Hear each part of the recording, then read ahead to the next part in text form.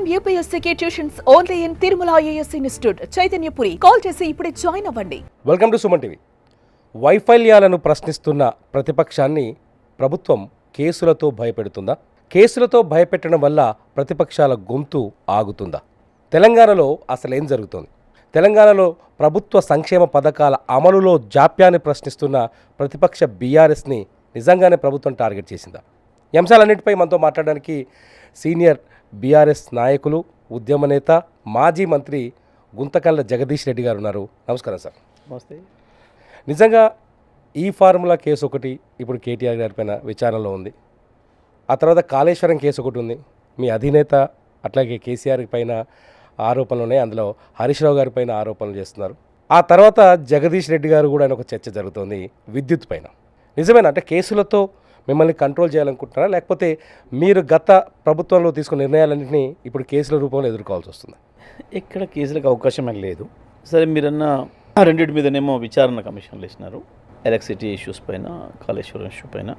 ఇప్పుడు ఈ ఫార్ములా అనేది ఇప్పుడు ముందు తీసుకొచ్చినారు సంవత్సరం తర్వాత.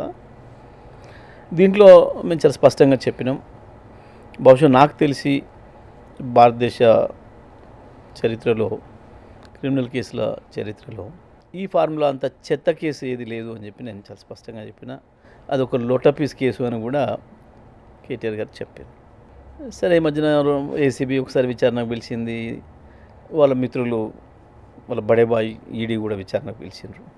చాలామంది మిత్రులు నాతో నిన్న మాట, మీడియా మిత్రులు కావచ్చు, ఇతర మిత్రులు, కేటీఆర్ గారు లోపడిపోయేటప్పుడు ఉన్నదానికంటే బయటకు వచ్చేప్పుడు ఇంకా చాలా తేజ్గా కనిపించాడు మాకు.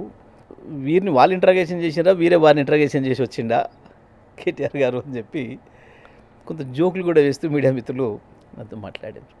అరెస్ట్ చేయడానికి వాళ్ళు ఏమనుకుంటున్నారట అంటే, మాకు తెలిసిన విషయం, వారు కావచ్చు, వారికి బయట నుంచి సలహా ఇస్తున్న కొంతమంది పెద్దలు కావచ్చు, మీరు ఒకటేసారి జైల్లో ఇస్తే ఏముంటుంది, ఇంకేముండదు, బెయిల్ వస్తుంది, వెంటనే అయిపోతుంది, కాబట్టి దీన్ని మీరు ఇట్లాగే ముంచితేనే మళ్ళీ ఇంకేదన్నా మీ వైఫల్యం వచ్చినప్పుడు దీన్ని వాడేసేసి మళ్ళీ కొద్ది రోజులు మీడియాలో మీరు స్పేస్ ఆక్యుపై చేయొచ్చు. మీరు చూడండి, ప్రతి కేసు కూడా ఎట్లా వస్తుంది అనే దానికి వాళ్ళే గొడవ విధించుకున్నారు, ప్రభుత్వంలోకి రాకముందే విధించుకున్నారు. మేము వస్తున్నాం డిసెంబర్ 3న, 7న లేదా 9 నాడే మేము మీకు అన్ని 6 గ్యారెంటీలు ఇచ్చేస్తామని చెప్పినారు. సరే, 6, 9 అయిపోయింది, అసెంబ్లీ ప్రారంభమైంది. అసలు వాటి గురించి వెళ్ళి మాట్లాడే పరిస్థితి లేకుండానే అసెంబ్లీలోనే ఏ కమిషన్లు విచారణలను మొదలుపెట్టినారు. ఇక అక్కడి నుంచి ఒక నెల గడువు పెడుతూ వచ్చినారు.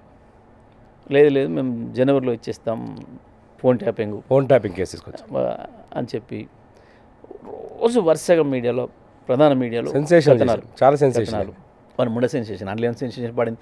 కొత్తగా ఏదైనా తొవి కనిపెడితే సెన్సేషన్, ఏదైనా కొలంబస్ ఒకటి కనిపెట్టిందంటే, వాస్కోడిగా ఒకటి కనిపెట్టిందంటే, కోపెర్నికస్ ఒకటి కనిపెట్టిందంటే ఓ సెన్సేషన్ అవుతుంది. కానీ మీరు కొత్త కనిపెట్టిందే ఉంది, ఉన్నదాని మీద ఒకటి మేము కేసు పెడుతున్నాము, ఇది అది అని చెప్పి ఓ పనికి మాలిన వార్తల్ని రాసు రోజు మీడియా నిండా అది నింపుతూ వచ్చినారు.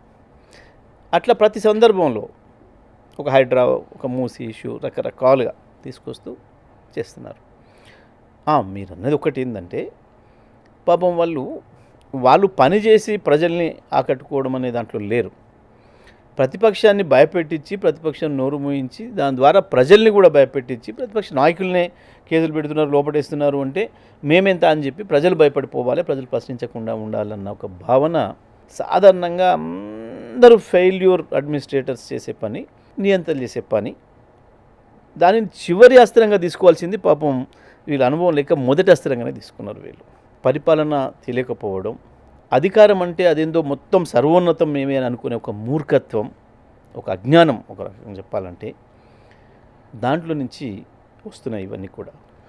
ప్రధానమైన పరిపాలకుడికి కావచ్చు, అంటే సీఎం కావచ్చు, చాలామంది మంత్రివర్గ సహచరులు కొత్తగా చేరిన వాళ్ళు ఎవరైతున్నారో వీళ్ళకి అసలు అధికారం అంటే ఏంది, దానికి ఉండే పరిధులు ఏంది, అది ఎంత పరిమితమైంది, అది ఎంత పరిమిత కాలానికి సంబంధించి మీ ఉద్దేశంలో జ్ఞానం లేకపోవడం వల్ల వస్తున్న సమస్య. అంటే మీ ఉద్దేశంలో ముఖ్యమంత్రి పదవికి కావచ్చు, లేకపోతే ప్రభుత్వానికి ఉన్న విలువ కావచ్చు రేవంత్ రెడ్డికి తెలియదు అనుకుంటున్నారు? 100% ఒక అజ్ఞానంలో ఉన్నారు వాళ్ళు, అజ్ఞానంలో ఉన్నారు, అందులో సందేహమే లేదు. దాన్ని మొత్తం మేమే, ఇక సర్వోన్నతం మేమే, ఇక మాకు ఏం చేసినా మాకు ఎదురుండదు, ఇక మేము ఎవరైనా తీసుకుపోయి జైల్లో పెట్టవచ్చు, ఎవరినైనా ఎక్కడి నుంచి నిషేధించవచ్చు, ఎవరిని ఎక్కడ పోకుండా ఆపొచ్చు అని ఒక పిచ్చి భ్రమంలో ఉన్నారు. ఉదాహరణకు మీరు చూస్తే మేము ప్రజాస్వామికంగా మాకుండే హక్కులు, ప్రతిపక్షంగా మనం చేయాల్సిన బాధ్యత, మా విధులు, కొట్లాడే ప్రజల తరఫున నిలబడాల్సిన బాధ్యత.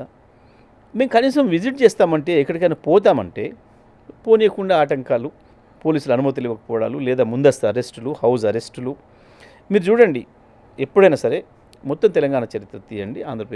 సమైక్య ఆంధ్రప్రదేశ్లో చాలా ఘర్షణలు ఉన్న సమయం కూడా చాలా చోట్ల, రాయలసీమ లాంటి ప్రాంతంలో నిత్యం ఘర్షణలు ఉండే ప్రాంతం కావచ్చు, తెలంగాణలో నల్గొండ జిల్లాలో కొన్ని సెన్సిటివ్ ప్రాంతాలు కావచ్చు.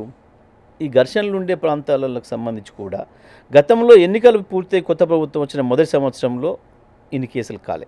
అది సోషల్ మీడియా పిల్లల దగ్గర నుంచి మొదలు పెడితే, మీడియా వాళ్ళ మీద మొదలు పెడితే, పిఆర్ఎస్ కార్యకర్తలపైన మొదలు పెడితే, నాయకులపై వరకు ఎన్ని కేసులు, ఎన్ని భయపెట్టేయడాలు. వాళ్ళు సృష్టించిన కొత్త సమస్యల మీద ఎవరైనా పోరాటం చేస్తే, ఎవరైనా మాట్లాడితే పాపం ఈనుగులు కొట్టడానికి పోతున్నారు హైడ్రా పేరు మీద. పాపం అక్కడ వాళ్ళ మహిళలు వాళ్ళ ఇల్లు పోతుందన్న బాధతోని ఏదో ముఖ్యమంత్రిని అబ్యూస్ చేస్తున్నారు. వాళ్ళకి ఆ విషయంలో వాళ్ళ కళ పోతుంది, నేను ఇంత కష్టపడి కట్టుకున్న ఇల్లు పోతుంది, నేను ఎందులో ఉండాలి, ఇప్పుడు ఇక్కడి నుంచి పోయి రోడ్డు మీద ఎక్కడ పడాలి, మా పిల్లలు ఏం కావాలన్న బాధలో ఇందులో చాలా సమస్యలు కొత్త వీరు కొని తెచ్చుకుంటున్నవి. సహజంగానే ప్రభుత్వానికి కొన్ని సమస్యలు వస్తాయి, ఎవరినో వస్తాయి. కానీ ఈ ప్రభుత్వం ఎంత అపరిపక్వమైంది అని చెప్పడానికి మొదటి రోజు నుంచే సమస్యలు కొనుక్కొచ్చుకోవడం మొదలుపెట్టినారు. దట్ ఈజ్ మీడియా అని మీరు అన్నారు, వచ్చి రాగానే కేసులు పెడుతున్నారు, బెదిరిస్తున్నారని చెప్పేసి. గతంతో పోలిస్తే సోషల్ మీడియాకి ఎక్కువ ఫ్రీడమ్ ఉన్నట్టు కనిపించట్లేదు ఈ ప్రభుత్వంలో. సోషల్ మీడియాలో అంటే ప్రభుత్వ కాంగ్రెస్ వ్యతిరేక సోషల్ మీడియా బాగా స్పష్టంగా పనిచేస్తున్నట్టు కనిపించట్లేదా? మీరు సింపుల్ స్వేచ్ఛగా తిరుమల మీకు ఒకటే నేను సూటి ప్రశ్న ఇస్తున్నా. తెలంగాణ రాష్ట్రంలో 2023 మా ప్రభుత్వం మారే రోజుకు ముందు ఒక సంవత్సరం వెనక్కి పోండి, ప్రభుత్వ అధినేతలపైన, మంత్రులపైన ఎటువంటి దారుణమైన దాడి జరిగింది సోషల్ మీడియా వేదికగా. ఎటువంటి పదాలు ఉపయోగించారు ఒక్కొక్క మీడియా, సోషల్ మీడియా ఎంత విషం కక్కింది కేసీఆర్ గారి పైన కావచ్చు, వాళ్ళ కుటుంబం పైన కావచ్చు, మంత్రులుగా మా అందరి పైన కావచ్చు. ఇటువంటి దారుణమైన భాష తీద్దాం. ఒక సంవత్సరం వీడియోలు ఒక ఇండిపెండెంట్ ఆర్గనైజేషన్ ముందర పెట్టి ఆ సంవత్సరాన్ని మొత్తం తీసుకురండి. వాళ్ళు ఉపయోగించిన భాష ఏంది, ఆ రోజు ముఖ్యమంత్రిగా మా నాయకుడు కేసీఆర్ గారి పైన, తెలంగాణ కొరకు, రాష్ట్ర ఏర్పాటు కొరకు ఒక పార్టీని ఏర్పాటు చేసి ప్రాణాన్ని అడ్డం పెట్టి తెలంగాణ తెచ్చిన ఒక అద్భుతమైన నాయకుడి పైన వాళ్ళు చేసిన కామెంట్స్ ఏంది, వాళ్ళు చేసిన దాడి ఏంది, ఉద్యమంలో పాల్గొన్న ఇతరులందరిపైన కూడా చేసిన దాడి ఏంది, వాడిన పదజాలం ఏంది, ఇప్పుడు మాట్లాడుతుంది చూడండి, ఒక్కసారి చూడండి. స్వేచ్ఛ అప్పుడుందా, ఇప్పుడుందా? అప్పుడు ఎన్ని కేసులైనా, ఇప్పుడు ఎన్ని. అంతకుముందు మా ప్రభుత్వంలో 10 ఏళ్లలో మీడియా మీద మేము పెట్టే కేసులన్నీ ఎక్కడైనా పెడితే, ఎవరి మీద పెడితే, మీడియా హౌసెస్ మీద ప్రభుత్వమే స్వయంగా, మా ప్రభుత్వమే స్వయంగా ఒక్క కేసు అంటే ఒక కేసు పెట్టలే. ఛాలెంజ్ చేస్తున్నాను, మేము మా ప్రభుత్వమే స్వయంగా ఒకటంటే ఒక కేసు పెట్టలే సుమోటో. ఇవాళ ఈ ప్రభుత్వం వచ్చిన తర్వాత ఎన్ని వందల కేసులు పెట్టింది. సోషల్ మీడియా పిల్లలపైన దాడులు ఎంతమందిని కొడుతున్నారు, యూట్యూబ్ ఛానల్స్ నడుపుకుంటున్న పిల్లల్ని ఎంతమందిని చంపుతామని భయపెడుతున్నారు. రేవంత్ సైన్యం పేరు మీద చూస్తున్నాం మనం. ఎక్కువ నియంత్రణ జరుగుతున్నది, ఎక్కువ ప్రభుత్వం వైపు నుంచి దాడి జరుగుతున్నది సోషల్ మీడియా అనేది వాస్తవం. సోషల్ మీడియా నుంచి ఇప్పుడు ప్రధానమైన మీడియా మీద కూడా వచ్చారు కదా. నిన్న మనం చూసినాం అక్కడ ఆదిలాబాద్ జిల్లాలో, మంచిర్యాల జిల్లాలో పాపం ఒక గ్రామంలో వృద్ధుల పెన్షన్ను వాళ్ళ కొడుకులు ఇళ్ళ ట్యాక్స్ కట్టలేదు, ఇంటికి పన్ను కట్టలేదు అని చెప్పేసి ఆ వృద్ధుడి యొక్క పెన్షన్ నుంచి తీసుకున్నారు వీళ్ళు ప్రభుత్వం. ఆ వృద్ధులు మొత్తుకొని ఎవరో మీడియా మిత్రులకు చెప్పినారు. మీడియా వెళ్ళి ఆ గ్రామంలో పరిశీలన చేస్తే 15 మంది ఆ రకంగా తీసుకున్నారని వాళ్ళు వార్త రాసినారు. దానికి నిన్న 2 మీద కేసు పెట్టి, ప్రధాన మీడియా సంబంధించిన ప్రింట్ మీడియాకి సంబంధించిన 2 రిపోర్టర్ల మీద కేసు పెట్టి లోపల పెట్టినారు. మీ ప్రభుత్వంలో బీఆర్ఎస్ గవర్నమెంట్ ఉన్నప్పుడు రైతు రుణమాఫీ విషయంలో మీకంటే మెరుగ్గా చేసామని చెప్తుంది గవర్నమెంట్. ఇప్పుడు మీకంటే తక్కువగా ఏం చేసింది అనుకుంటారు? మెరుగ్గా చేసామన్న ప్రభుత్వం ఆంక్షలు ఎందుకు పెట్టాలి? సింపుల్. నేను మంచి పని చేసినాను అనుకున్నప్పుడు నువ్వు అక్కడికి పోవద్దని నేను ఎందుకు చెప్తాను? నేను ఇక బాగా చెప్తావు, నువ్వు పోయి తిరిగిరాపో, తిరుమల మంచి మీ మాకి తీసుకొని పోయిరాపో, అడిగిరాపో, ప్రజలందరినీ ప్రచారం చేయి, నా మీద ఎంత బాగా చెప్తారో నా గురించి నేను ధైర్యంగా పంపుతాను కదా. నువ్వు ఆపుతున్నామంటేనే దాని అర్థం నువ్వు సరిగ్గా చేయలేదు అని 100% చెప్తాను మీకు. ఎందుకంటే ప్రభుత్వానికే నమ్మకం లేదు మేము చేసినాం అనేది. Okay, it is very clear. ఎందుకంటే చేయలేదు కాబట్టి. ఎక్కడ చేసినారు? 49,500 కోట్లు ముందు వాళ్ళు ప్రకటించింది. మీకు అన్ని చోట్ల ప్రింట్ అయ్యి ఉంది, మీడియాలో కూడా, ఈ మీడియాలో కూడా వచ్చింది, ప్రతి చోట ఉంది. వాళ్ళు స్వయంగా ప్రకటించిందే ఉంది. క్యాబినెట్ కూర్చొని మొదలు అసెస్మెంట్లో మనం ఇచ్చిన హామీ మేరకు రైతులందరికీ 2 లక్షల రుణమాఫీ చేయాలంటే 49,500 కోట్ల రూపాయలు అవసరమవుతాయి అనేది ప్రభుత్వం స్పష్టంగా ప్రకటించింది. కొద్ది రోజుల్లో 2-3 రోజులనే కుదించి 36,000 రూపాయలు తీసుకొచ్చి 36,000 కోట్లకు తెచ్చిండ్రు వాళ్ళే. ఒకటేసారి 13,500 కోట్లు కట్ చేసేసారు. ఆ నుంచి వెళ్ళి తెల్లవారి 32,000 కోట్లకు తెచ్చి అక్కడ నికరం చేసిండ్రు. 32,000 కోట్లని ప్రకటించిండ్రు. దానికి క్యాబినెట్లో తీసుకునేటప్పుడు 26,000 కోట్ల రూపాయలకు అనుమతి తీసుకున్నారు. 26,000 కోట్ల రూపాయలకు క్యాబినెట్ నుంచి అనుమతి తీసుకున్నారు. ఇచ్చేటప్పుడు ఇప్పుడు ఇచ్చింది ఫైనల్గా 12,500 కోట్లు. 18 అని చెప్పారు కానీ కాదు, 18,000 కోట్లు అని చెప్పి 12,500 కోట్లు మాత్రమే ఇచ్చారు ఇప్పటికి కూడా. మేము దీని మీద చాలాసార్లు ఛాలెంజ్ చేసినాం. మేము చెప్పేది ఫిగర్ అబద్ధమైతే మీ ఆర్థిక శాఖ కార్యదర్శితోని పత్రం రిలీజ్ చేయించారు, పేపర్ రిలీజ్ చేయించారు సంతకం పెట్టి. ఇగో ఇన్ని లక్షల మందికి మేము ఇన్ని పైసలు ఇచ్చినాం. ఇది చెప్పింది 18,000 ఒక ఆయన అంటుండు, 20,000 కోట్లని ఒక ఆయన అంటుండు, ఇంకోటి అంటున్నారు. చేయండి అని చెప్పినాం. మేము చెప్పినాం 12,500 కోట్లే మీరు ఇప్పుడు ఇచ్చింది. మీరు ఏ గ్రామానికి వెళ్ళండి తిరుమల, మాకు ఇది వచ్చింది అని రోడ్డు మీకు వచ్చి చెప్పే రైతు లేడు. మీకు రాని వాళ్ళ సంఖ్య ఎక్కువ కానీ కాంగ్రెస్ నాయకులు మొదటి నుంచి చెప్తారు, వచ్చిన వాళ్ళు నోరు విప్పరు, బయటికి రారు, మాట్లాడారు. రాని వాళ్ళు ఒకరిద్దరు ఖచ్చితంగా ఆందోళన చేస్తారు. బీఆర్ఎస్ సోషల్ మీడియాని ఆధారంగా చేసుకొని దాన్ని బాగా. నువ్వు ఊరికే సోషల్ మీడియా మీద ఏడ్చే బదులు గ్రామాలకు వెళ్తే రైతులే చెప్తారు కదా. సోషల్ మీడియా ఎందుకు, నీ ప్రధాన మీడియాను పంపించి వాయిస్ రికార్డ్ చేయించి ఎక్కడ కట్ చేయకుండా ఇప్పి మీ ఉన్నాయి కదా, మీ ఛానళ్ళు ఉన్నాయి కదా, మీ బాకాలుదే ఛానళ్ళు ఉన్నాయి కదా ప్రధాన మీడియాలో. ఇప్పుడు అన్ని నీ చేతుల్లో ఉన్నాయి కదా, వాళ్ళని మీరు మాట్లాడము. మేము అడిగినాము, ఒక్క గ్రామాన్ని రిలీజ్ చేయమని అడిగినాం మేము. ఓకే, రేవంత్ రెడ్డి సొంత గ్రామాన్ని రిలీజ్ చేస్తాడా వైట్ పేపర్, లేదా ఆయన నియోజకవర్గంలో ఏదైనా ఒక గ్రామాన్ని చేస్తాడా, లేదా ఆర్థిక శాఖ మంత్రి ఆయన నియోజకవర్గంలో ఒక గ్రామాన్ని రిలీజ్ చేస్తాడా, లేదా స్వయంగా వ్యవసాయ శాఖ మంత్రి వాళ్ళ గ్రామాన్ని రిలీజ్ చేయమని. మొత్తం మా గ్రామంలో రైతుల సంఖ్య ఇది, రుణం తీసుకున్న వాళ్ళు ఇది, 2 లక్షల రుణం తీసుకున్న వాళ్ళు ఇది, నేను మాఫీ చేసింది ఇంతమందికి, ఇన్ని పైసలను రిలీజ్ చేయమనండి. నో, లేదు, ఆ ధైర్యం లేదు. దాంట్లోనే తేలిపోయింది, రుణమాఫీ విషయంలో మీరు ఫెయిల్ అయినారు. రైతు భరోసాలో బీఆర్ఎస్ ప్రభుత్వం రాళ్ళు రప్పలకి, కొండలకి, పెట్రోల్ బంకులకి, ఫ్యాక్టరీలకి, రియల్ ఎస్టేట్ వెంచర్లకి, ఆఖరికి రోడ్లకి కూడా రైతు భరోసా ఇచ్చారు. మేము అలా చేయట్లేదు, సాగు చేసే భూమికి సరైన రైతుకే ఇస్తున్నామని చెప్తున్నారు. దానిపైన మీకు అభ్యంతరం ఎందుకు? ఒక రైతుకు కూడా ఇవ్వలేదు ఇప్పటివరకు. ఇస్తే మేము ఎందుకు వద్దంటాం? ఇవ్వట్లేదనేది కదా మా అభ్యంతరం. ఇవ్వట్లేదనే కదా రైతులు మొత్తుకుంటున్నారు, రైతుల తరఫున మేము మాట్లాడుతున్నాం. ఒక రైతు నువ్వు డిసెంబర్ 9 నువ్వు పెట్టుకున్నదే, డిసెంబర్ 9 నాడు పడుతుంది అని నువ్వు బహిరంగంగా ఎన్నికల ఉపన్యాసంలో చెప్పినావు. ఇంకా పాపం రైతులను పోయి తెచ్చుకోమన్నావు. ఆ రోజుకి కేసీఆర్ గారు రుణమాఫీ చేస్తున్నాడు, విడతల వారీగా చివరి విడత చేస్తున్నాం. రైతన్నలారా, ఇవాళ మీరు ఎవరైతే రుణమాఫీ తెచ్చుకున్నారో మీరు మళ్ళీ వెంటనే పోయి 2 లక్షలు తెచ్చుకోండి, నేను 9వ తారీఖు వస్తున్నా, మీకు ఇచ్చేస్తా, అమ్మ సోనియమ్మ వచ్చి మీకు ఇస్తుంది పుట్టినరోజు నాడు అని చెప్పిన మాట ఉంది కదా, అక్కడ ఎదురుగా ఉంది కదా. డిసెంబర్ 9 పోయింది, మళ్ళీ జనవరి 9 పోయింది, ఫిబ్రవరి 9 పోయింది. ఇక రైతులు ఎక్కువ ప్రశ్నిస్తున్నారు, పార్లమెంట్ ఎన్నికలు వస్తున్నాయి, దేవుళ్ళ మీద కొట్టుకొచ్చినారు. ఒక గ్రామంలో ఒక రైతు అడిగితే నల్గొండ జిల్లా మంత్రిని ఒక ఆయన్ని చెప్పుతో కొడతా ఎవడన్నా రైతు బంధు గురించి మాట్లాడినాడు. ఇప్పుడు నిజంగానే ఆ పని చేసినారు. రైతులు రెడీగా ఉన్నారు చెప్పులు తీసుకొని. ఎందుకనంటే కేసీఆర్ చాలా స్పష్టంగా చెప్పాడు, చిన్న రైతు అయినా పెద్ద రైతు అయినా ఏ రైతైనా రైతే, మేము దాచిపెట్టలేదు, మేము బాజాబ్తా చెప్పినాం. ఎంత చెట్టుకు అంతే గాలి ఉంటుంది, ఎంత వ్యవసాయం ఉంటే అంత కష్టమే అయింది, అంత అప్పే అయింది. పెద్ద రైతుకు ఎక్కువ అప్పు అయింది, చిన్న రైతుకు తక్కువ అప్పు అయింది. కాబట్టి నేను వ్యవసాయం చేయడానికి ఎకరానికి 4,000 నిర్ణయం చేసినాం మొదలు, తర్వాత 5,000 చేసినాం. ఎకరం చేసినానికి 5,000 అవసరం పడుతుంది, పెట్టుబడి ఇచ్చినాం. 10 ఎకరాలకి 50,000 ఇచ్చినాం. బాజాబ్తా చెప్పినాం. రైతే మా దృష్టిలో రైతుకు కులం లేదు, మతం లేదు, చిన్న లేదు, పెద్ద లేదు, బాజాబ్తా చెప్పి ఇచ్చినాం. మీరు దొంగలకి ఇచ్చినామన్నాం. లిస్ట్ ప్రకటించు, మేము అడిగినాం. నువ్వు ఇచ్చే నిజమైన రైతులు ఎవరో ఇవాళ ఇచ్చేసేయి. నువ్వు చెప్పిన సమయం అయిపోయింది, ఏడాది అయిపోయింది. 23 డిసెంబర్ 9 చెప్తే 24 డిసెంబర్ 9 కూడా పోయింది, జనవరి 9 కూడా పోయింది. ఏం జరిగింది? నిన్న డంబచారం కొట్టుకొని ప్రతి జిల్లాకు ఒక మంత్రి, ముఖ్యమంత్రి స్వయంగా ఇవాళ రాత్రి 12 గంటలకు టింగు అంటే మీ ఫోన్లు రెడీగా ఉండండి. ఇప్పుడు పాపం చాలామంది నిద్రలు కాసి కూర్చున్నారు. నిన్న స్వయంగా నేను కూడా ప్రభుత్వ కార్యక్రమంలో పాల్గొన్నపై సూర్యాపేటలో తుమ్మల గారు వచ్చినారు, వ్యవసాయ శాఖ మంత్రి గారు. లబ్ధిదారులు నా ముందే మొత్తం ఆ ఊర్లో 785 మంది రైతులకు సర్టిఫికేట్లు కూడా ఇచ్చినారు. రాత్రికి మీకు పడిపోతుంది, మీరు 12 తర్వాత ఎప్పుడైనా బ్యాంకు పోవచ్చు అని చెప్పినారు. అంటే 12 తర్వాత పోతే ఉండవు బ్యాంకులు, 10 తర్వాతనే పోతారులే మా రైతులు అని చెప్పినాను నేను. 10 నుంచి కూర్చున్నాను ఇప్పుడు బ్యాంకుల ముందట. ఇప్పటివరకు టింగు లేదు. అదేదో టిక్ టాక్ అని వస్తుంది చూడు, మధ్యకాలంలో ప్రభుత్వం పనితీరు టిక్ టాక్ ఉంది. కానీ ప్రభుత్వ ఖజానాని ఖాళీ చేసింది బీఆర్ఎస్. ప్రభుత్వ ఖజానాలో రూపాయి లేదు అని వైట్ పేపర్ వాళ్ళు రిలీజ్ చేశారు. సో గత ప్రభుత్వం చేసిన తప్పుల వల్లే ఆర్థిక భారం పెరిగిపోయి ప్రభుత్వ పథకాల అమలుకు ఆలస్యం అవుతుందంటే ఏం చెప్తారు? నేను కొంచెం మొరటుగానే చెప్తున్నా, చేతగానోడు పెళ్లి చేసుకున్నట్టు ఉంది. వంక ఇంకోరి మీద పెట్టడానికి ఏం తెలియలేని మాటలు. కాకపోతే ప్రభుత్వ ఖజానా ఎప్పుడు నిండా నింపి ఉండదు. నేను అన్నది అదే, వాళ్ళ అజ్ఞానము, అపరిపక్వము, వాళ్ళ పరిపాలన తెలియకపోవడం అనేది. ఇక్కడట లంకెబిందులు ఉన్నాయి అనుకుని వచ్చినారట ముఖ్యమంత్రి, ఇంకో మంత్రి ఉంటుందా ఎక్కడ లంకెబిందులు పెట్టిపోతారా ప్రభుత్వాలు?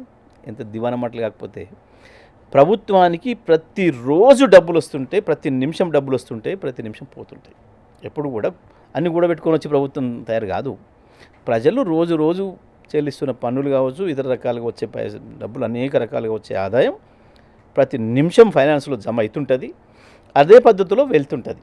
ఇది ప్రభుత్వ ఖజానా ఉండే విధానం ఇది. వీళ్ళకి తెలియదని అందుకే అన్నాం మేము. వీళ్ళ అజ్ఞానమా, మూర్ఖత్వమా? ఎందుకు అని అంటే, మేము అప్పు చేసినాం.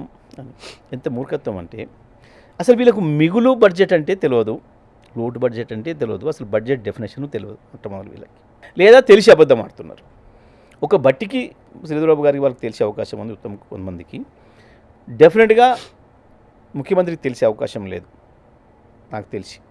ప్రభుత్వంలో ఎప్పుడు లేడు ఆయన, దీని మీద పెద్ద ఆలోచన కూడా లేదు. ఎప్పుడు అంతకుముందు ఆయన పని అంత వేరే, ఆయన దందా వేరే. సింపుల్.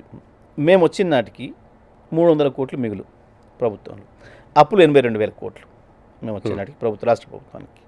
ఆస్తి కూడా 3 లక్షల కోట్లు తెలంగాణ ప్రభుత్వ ఆస్తి. మేము వచ్చిన తర్వాత 10 ఏళ్లలో అప్పులు 4 లక్షలు అయినాయి, అందులో డౌట్ లేదు. మేము నిజానే ఉత్తనే మొండి లెక్క చెప్పదలుచుకుంటే, మేము అదరగొట్టదలుచుకుంటే మీరు ఇచ్చిన అప్పే మిగిలింది అని చెప్పొచ్చు నేను. ఓకే. ఎందుకంటే బ్యాంక్ వడ్డీ తీసుకుంటే కూడా 5 ఏళ్లలో డబుల్ అవుతుంది. అదే 82,000 కోట్లు 164 అయినాయి 5 ఏళ్లకు, మళ్ళీ 5 ఏళ్లకు 328 అయినాయి, 3,28,000 అనొచ్చు నేను. కానీ నేను అనడం లేదు. కానీ మీరు తెచ్చినప్పుడు తీరుస్తూ కొత్త అప్పు తీసుకొని ప్రభుత్వ ఆస్తిని 15 లక్షల కోట్లు చేసినాం. ఇవాళ తెలంగాణ ప్రభుత్వ ఆస్తి 15 లక్షల కోట్లు. మీరు వచ్చి మాకు ఇచ్చినాడు 3 లక్షల కోట్లు. 3 లక్షలు. ప్రభుత్వ ఆదాయం 60,000 కోట్లు, ఉన్న అప్పు 82,000 కోట్లు, ఆస్తి 3 లక్షల కోట్లు, మిగులు 300 కోట్లు. ఇది 2014 నాడు. మేము దిగిపోయినాటికి మీకు అప్పు 4 లక్షల కోట్లు, ప్రభుత్వ ఆస్తి 15 లక్షల కోట్లు, ప్రభుత్వ ఆదాయం 2.5 లక్షల కోట్లు, మిగులు 5,000 కోట్లు, అప్పు 4 లక్షల కోట్లు. మేము చేసింది ఎక్కువ చేసిపోయినామా? దీన్ని ఇంకొకటి కూడా చెప్తాం మీకు. ప్రజల సంవత్సర ఆదాయం, సగటు సంవత్సర ఆదాయం 2014 నాడు 1,12,000. మేము పోయే నాటికి 3.5 లక్షలు, 3,47,000 సంవత్సరానికి సగటు తలసరి ఆదాయం. 2,30,000 కోట్లు, 2,30,000 కోట్లు పెరిగింది. ఇది మేము చేసిపోయింది.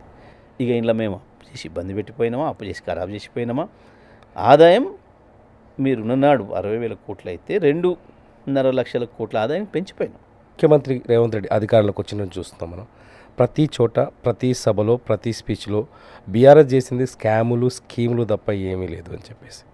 సో అంటే మీరు చెప్పిన ప్రతి గొప్ప పథకం కావచ్చు, రైతు బంధు అంటే రాళ్ళు రప్పలకి ఇచ్చారని చెప్పారు, రైతు భరోసా, రుణమాఫీ విషయంలో ఎప్పుడు స్పష్టత లేదని చెప్పారు, గొర్రెల పంపిణీ అంటే ఏ గొర్రె లేకుండానే బిల్లులు రాశారని చెప్పారు. ప్రతి దళిత బంధు విషయానికి వస్తే బీఆర్ఎస్ నాయకులకే దళిత బంధు ఇచ్చారని చెప్పారు.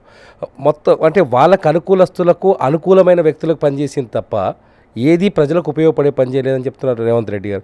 ఎందుకు సమాధానం చెప్పలేకపోతున్నారు? మేము ఎందుకు చెప్పలేదు సమాధానం? అసలు అది పనికి మళ్ళీ చెత్త ఆరోపణ. ప్రజలకు తెలుసు, మనకు తెలుసు, నీకు కూడా తెలుసు. నేను సింపుల్ అడుగుతాను. నేను మీకు బహుశా మీకు ఊర్లో భూమి ఉంటుంది, దానికి కరెంటు కూడా అవసరం ఉంటుంది. అవును. 2014 ముందు మీకు 24 గంటల కరెంటు ఉందా? అసలు కరెంటుని ఎప్పుడన్నా వారం రోజులు కంటిన్యూ చూసిండ్రా? మేము వచ్చినాక 24 గంటలు వచ్చిందా లేదా? వచ్చిందని అనుకుంటున్నా. వ్యవసాయ భూమి మేము ఉన్నాడు అంతకుముందు ఎంత సాగైంది, మేము వచ్చిన తర్వాత ఎంత సాగైంది? మీకు కూడా రైతు బంధు వచ్చిందా లేదా? మీరు కూడా ఏమైనా రాళ్ళు రూపాయలకు రైతు బంధు తీసుకున్నారా మా కాంచి మమ్మల్ని మోసం చేసి? తెలంగాణలో ఒక రైతు కుటుంబం మీది కూడా. ఇందులో ఏ ఒక్కటైనా అబద్ధం ఉందా? నీకు 24 గంటల కరెంట్ ఇచ్చింది నిజమే కదా? మీకున్న 18 ఎకరాల భూమి మీరు సాగు చేసింది నిజమే కదా? పూర్తిగా మేము వచ్చినాక పంట పండించింది నిజమే కదా? మీకున్న 10 ఎకరాలకు 50,000 రూపాయలు రైతు బంధు ఇచ్చింది నిజమే కదా? మీరు రాళ్ళ రూపాయలకి ఏం తీసుకోలేదు కదా? మీ ఇంటికి ఏం రైతు బంధు తీసుకోలేదు కదా? మరి ఇంట్లో రేవంత్ చెప్పింది నిజమా, నేను చెప్పింది నిజమా? మీరు మీన్స్ చూసే ప్రతి ప్రేక్షకుడు, చూసే ప్రతి ప్రేక్షకుడు ఎవరు మేము వాస్తవంలో ఉన్నామా, వాళ్ళు వాస్తవంలో ఉన్నారా? సింపుల్. ఇప్పుడు మళ్ళీ చెప్తా, ఇప్పుడు విద్యుత్ 24 గంటలు అందుబాటులో లేని నిజమే కదా? రాత్రిపూట 3 HP 3 ఫేస్ వస్తలేదు కదా ఇప్పుడు కరెంట్. ఇప్పుడు కావాలంటే ఫోన్ చేసి మీ నాన్నగారు ఉంటే అడుగు, లేదా మీ రైతులను అడుగు, మీ పొలం చేసే వాళ్ళని అడుగు. ఇప్పుడు ఈ టైంకి లేదు, ఇప్పుడు ఈ టైంకి తీసేసారు, ఇప్పటికే ఆల్రెడీ పోయింది అక్కడ మొత్తం అంతటా కూడా అమల్లో. మీకు ఇప్పటికి 2 సార్లు రైతు బంధు రాలే కదా, 10,000 రూపాయలు ఎగ్గొట్టింది కదా ఈ ప్రభుత్వం మీకు, నిజమే కదా. మరి మేము ఇచ్చినా అని చెప్తున్నాడు, కరెంట్ 24 గంటలు ఇస్తున్నా అని చెప్తున్నాడు, మేమేం మోసం చేయలేదని చెప్తున్నాడు. ఇప్పుడు రేవంత్ చెప్పింది నిజమా, నేను చెప్పింది నిజమా? నేను చెప్పిన దాంట్లో నిజం ఉందా లేదా, రేవంత్ చెప్పిన దాంట్లో అబద్ధం ఉందా లేదా? సింపుల్. అది అర్థమవుతుంది, చూసే వాళ్ళకి అర్థమవుతుంది. సరే, రేపు నల్గొండలో మీరు ఒక దీక్షను మొదలుపెట్టారు. ఈ దీక్ష ప్రధాన ఉద్దేశం ఏంటి, మీరు ఏం చెప్పాలనుకుంటున్నారు రేపు ప్రజలకు? వాళ్ళ ప్రధానంగా ఏం జరిగింది తెలంగాణలో అంటే, టీఆర్ఎస్ పార్టీకి వెన్నెముక రైతాంగం, మా బేస్ రైతాంగం.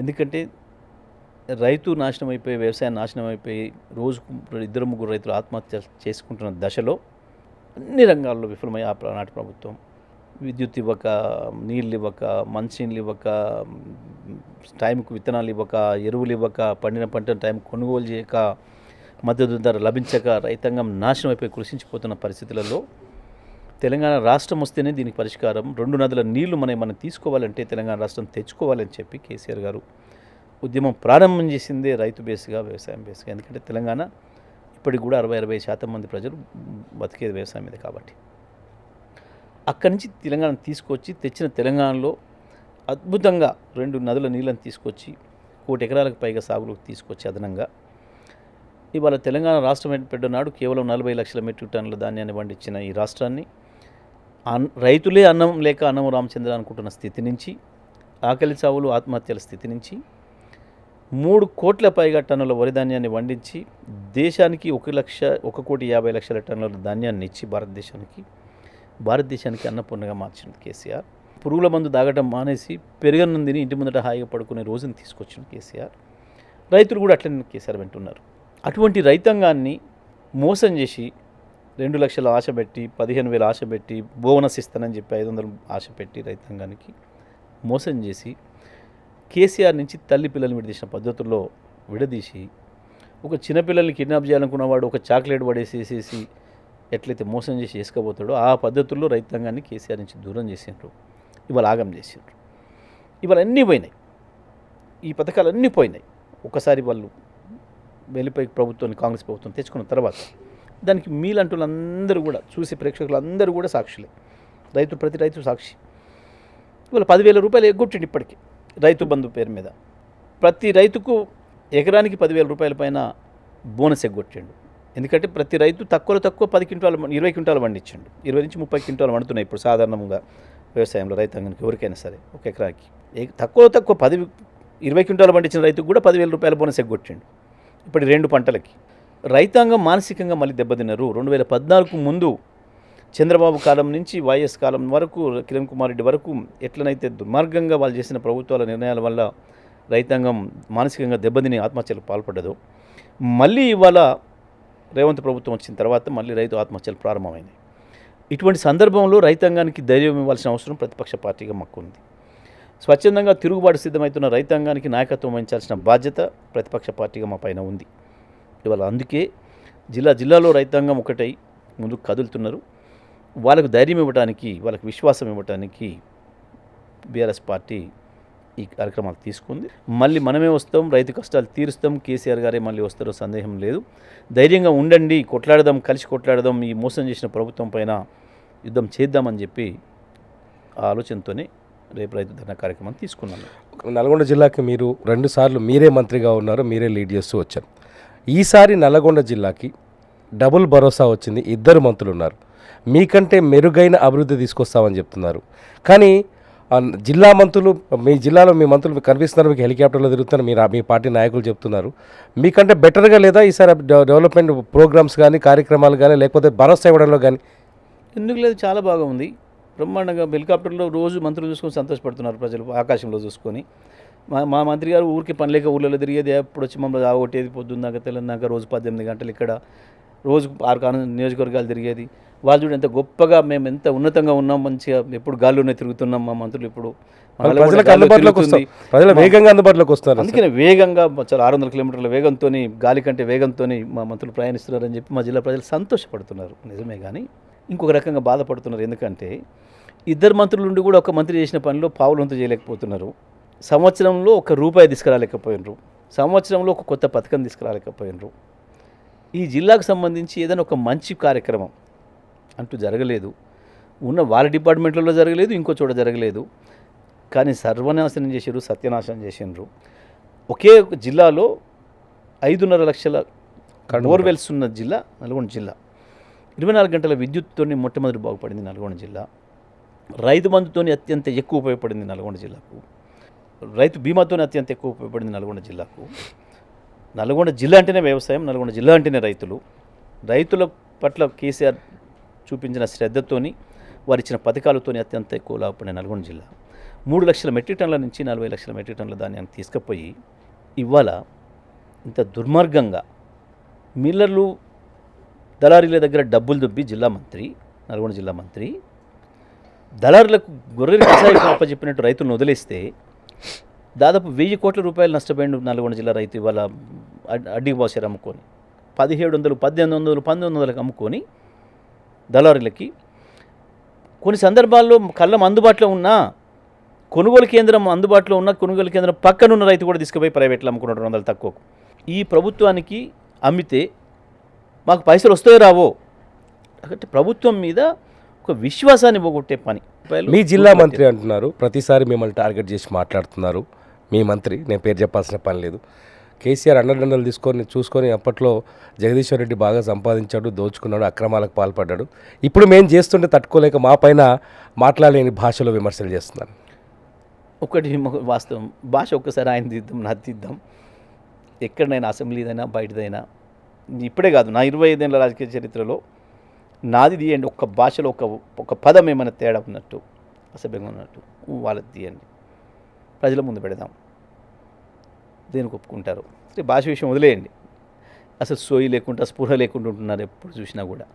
ఏడాది కాలంగా మంత్రిగా ఎవరిని ప్రశ్నిద్దామని ఏదన్నా ఓ విజ్ఞాపన పత్రం ఇద్దామని పోతే కూడా ఎప్పుడు స్పృహలో ఉండటం లేదు. ఆ మంత్రి గురించి పెద్ద ఎక్కువ మాట్లాడే పని లేదు. కానీ నేను ఏమంటానంటే, ఇంకా సంపాదన. ఎస్, నల్గొండ జిల్లాను అద్భుతంగా తయారు చేసిన, వాళ్ళ రాష్ట్రంలో అత్యంత ధనిక జిల్లాగా చేసిన వ్యవసాయ రంగంలో మీలాగా మిల్లర్ల దగ్గర డబ్బులు దొబ్బి నా రైతాంగాన్ని కషాయాలకు అప్పచెప్పినట్టు అప్పచెప్పలే. నా రైతాంగాన్ని ధనవంతులు చేసిన ఆ జిల్లాలో నాకు వచ్చిన అవకాశాన్ని సద్వినియోగం చేసుకుని, నాకు వ్యక్తిగతంగా మాట్లాడడం ఎప్పుడు ఇష్టం ఉండదు.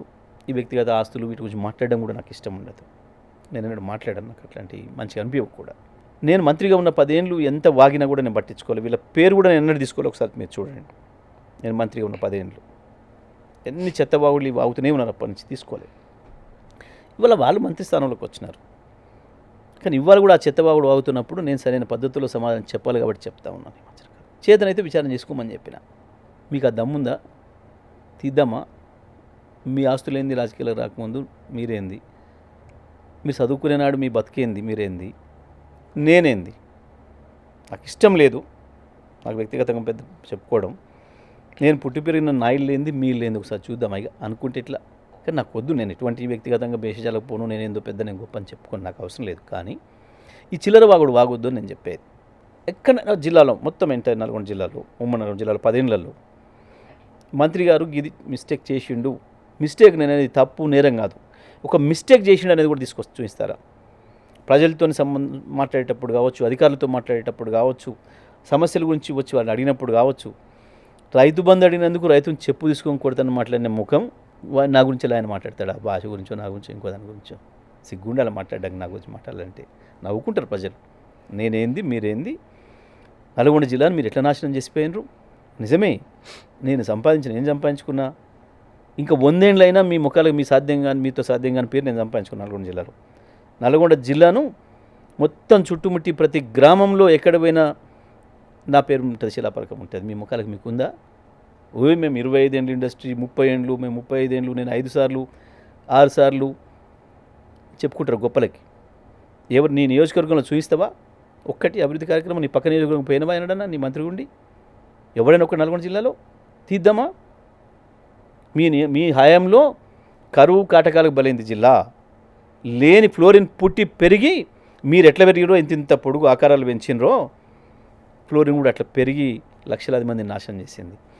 నేను కదా ఎరాడికేట్ చేసిన ఒక్క కేసు లేకుండా కేసీఆర్ గారు ప్రత్యేక దృష్టి పెట్టి ఈ జిల్లా నుంచి మనం ఫ్లోరిన్ మహమ్మారిని పారదోలాలని చెప్పి నల్గొండ జిల్లా కొరకే ఫ్లోరిన్ ప్రాంతం కొరకే ప్రారంభించిన మిషన్ భగీరథను మొత్తం రాష్ట్రం విస్తరించి మొత్తం ఇవాళ నల్గొండ జిల్లా తెలంగాణలో ఎక్కడ కూడా ఫ్లోరిన్ లేకుండా చేసింది నిజం కదా. నేను ఒకదానికి సిద్ధంగా ఉన్నా. అభివృద్ధి విషయంలో మొన్న మాట్లాడితే చెప్పిన ఛాలెంజ్ చేసిన, నీ జీవితకాలం సరిపోదు నా శిలాఫలకాలు లెక్క పెట్టడానికి, నా ప్రారంభోత్సవాలు నా ఫౌండేషన్లు లెక్క పెట్టడానికి నీ జీవితకాలం సరిపోదు వెంకరెడ్డి అని చెప్పిన. నేను చలో రాదు సిద్ధం, నేను పోదాం, ఇవాళ పోదాం. నేను ఎన్ని గ్రామాలు తిరిగినా మొత్తం నల్గొండ జిల్లాలో మీరు ఎన్నడు, నువ్వు కావచ్చు నీ తోటి సహచర మంత్రులు 50 ఏళ్ళుగా మీరే వెళ్ళినారు. ఏమైనా ఆకారాలు పెరిగినాయి, అహంకారాలు పెరిగినాయి, మీ ఆస్తులు పెరిగినాయి తప్ప నల్గొండ జిల్లా రైతాంగం నాశనమైంది. మీ ముఖానికి మెడికల్ కాలేజ్ తెస్తే నల్లగొండకు అని చెప్పి 3 సార్లు చెప్పి నమ్మించి ప్రజలు మోసం చేసినావు. మేము కదా తెచ్చింది. ఒక నల్గొండ జిల్లాలో 3 మెడికల్ కాలేజ్ ఉన్నాయి కదా. 30 ఏళ్ళ నుంచి వెళ్ళి ఒకరొకరు మంత్రులుగా ఉన్నారు, ఎమ్మెల్యేలు ఉన్నారు. ఒక్క పరిశ్రమ పట్టుమని 10 మంది పనిచేసి ఒక పరిశ్రమ తెచ్చినవా?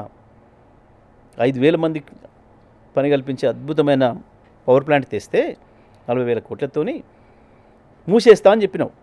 మూతి మూసుకొని మొన్న పోయినావు సంకరాక్కుంటా ప్రారంభోత్సవానికి పోయినావు సిగ్గుదప్పి. తీసుకొచ్చినావు ఒక్కటి అన్నీ పోని. ఈ ఏడాదిలో ఉమ్మడి నల్గొండ జిల్లాకు సంబంధించి ఎక్కడైనా ఒక్కటి ఇది అభివృద్ధి కార్యక్రమం తెచ్చింది చూపించండి మీరు. కానీ జిల్లా మీద ఎంత ప్రేమ ఉన్న జగదీష్ రెడ్డి గారు, జిల్లా అంటే ఇంత డెవలప్ చేశారని ఎంత ఇష్టం ఉన్న జగదీష్ రెడ్డి గారు, ఎందుకు మూసీ నది విషయానికి వచ్చేసరికి దాన్ని పట్టించుకోలేకపోయారు? మూసీ ప్రక్షాళన విషయంలో ఎందుకు గట్టిగా గలమెత్తలేకపోయారు గడిచిన 10 ఏళ్లలో? ఎవరన్నారు? నల్గొండ జిల్లా రైతులకు అతిపెద్ద శత్రువుగా మారింది మూసీ. ఎవరు చెప్పినారు? మూసీని నాశనం చేసింది ఈ దుర్మార్గులు కదా. తీద్దామా? 1956లో ఏముంది మూసీ? వీళ్ళ చేతికి ప్రభుత్వం ఇచ్చినాడు మూసీలో మంచిని లాగే పరిస్థితి ఉంది. నల్గొండ జిల్లా, హైదరాబాద్ రంగారెడ్డి కూడా ఈ దుర్మార్గులు చేసిన పాపాల వల్ల వీళ్ళ పాపాల నెలలో ప్రవహించి మూసీ మురుగు నీరైపోయింది.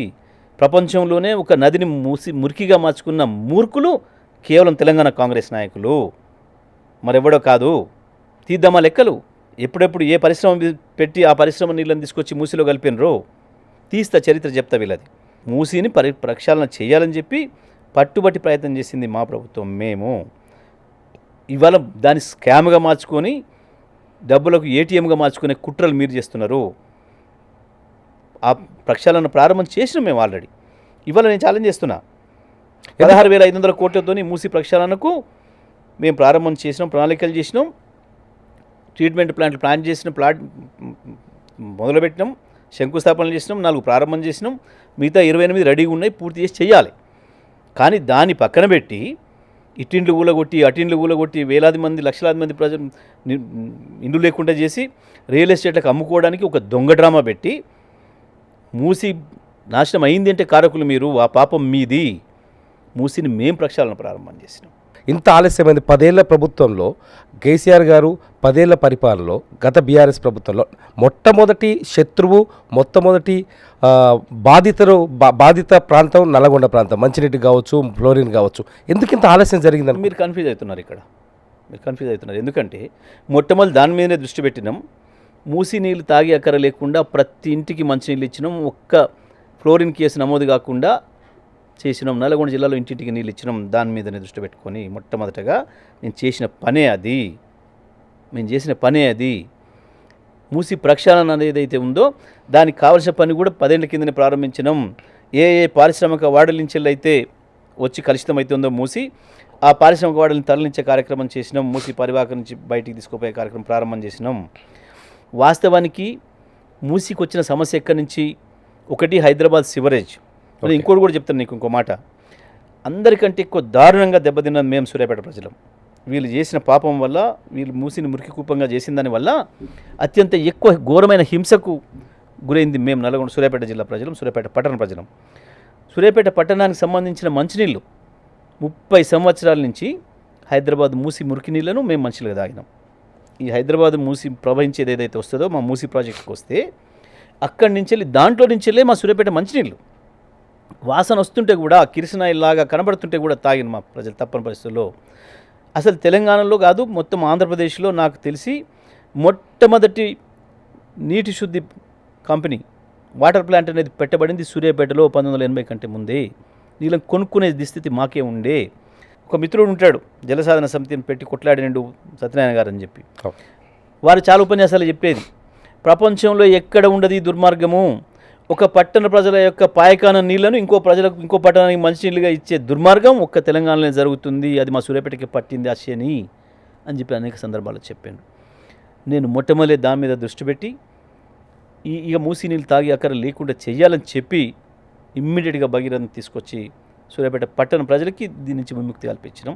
దాంతోపాటు మొత్తం ఉమ్మడి నల్గొండ జిల్లాకు కూడా భగీరథ ప్రారంభమైందే కేవలం ఈ మూసీ మురికి కంపు నుంచి, వీళ్ళు పెట్టిపోయిన ఫ్లోరిన్ మహమ్మారి నుంచి జిల్లా ప్రజలు కాపాడుకోవడం కొరకు మొట్టమొదటి ప్రారంభం చేసింది అక్కడ. కేసీఆర్ గారు వచ్చి ఫౌండేషన్ వేసింది కూడా అక్కడనే. మొట్టమొదటి దానిపైన దృష్టి పెట్టి మేము చేసినాం. ఫ్లోరిన్ పారదోలినాం, ఈ మూసీ మురికి నీళ్ళ పీడను వదిలించినాం. మూసీని శాశ్వతంగా రెజ్యునేట్ చేయడం కొరకే మేము ఇక్కడ మొదలు ఈ పారిశ్రామిక వాడలను తరలించే కార్యక్రమం ఒకవైపు, అన్నిటికీ మించి ప్రపంచంలో ఎక్కడ లేని విధంగా ఒక నగరంలో నుంచి వస్తున్న మురుగు నీరు ఎంత అనేది లెక్క చేసి హైదరాబాదులో 1800 MLD మురికి నీరు ప్రతిరోజు వస్తుంది.